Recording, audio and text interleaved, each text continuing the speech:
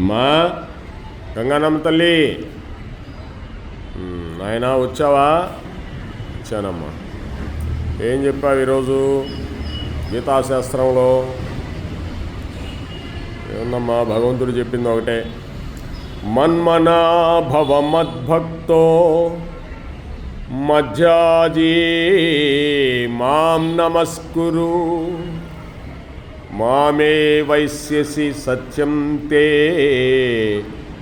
ప్రతిజానే ప్రియోసి మే.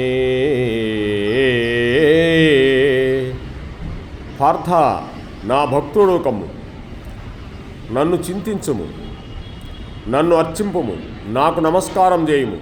ఈ విధముగా నీవు తప్పక నన్ను చేరగలవు. ఈ విధముగా చేస్తే నీవు నాకు ప్రియమిత్రుడు ఒకటి చే, నీకు ఇది నేను వాగ్దానం చేయుచున్నాను. అంటే భగవంతుడికి దగ్గరికి వెళ్ళినప్పుడు బోళ్ళ పడిపోవాలండి.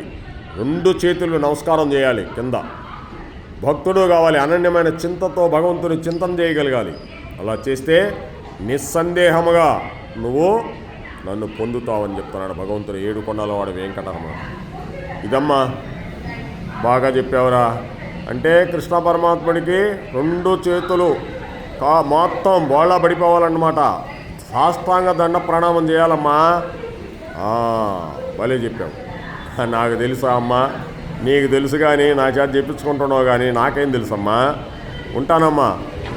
సరే నాయనా, రేపు రా తప్పకుండా అమ్మా. నీ ఆజ్ఞ ఉంటే వస్తా అమ్మా. ఇల్లొస్తా. ఒక చేతిలో డమరకం, ఒక చేతిలో శూలం. అమ్మవారు చూడు ఎలా ఉన్నారు, కాలు మీద కాలేసుకొని మా అమ్మ. హరే కృష్ణ.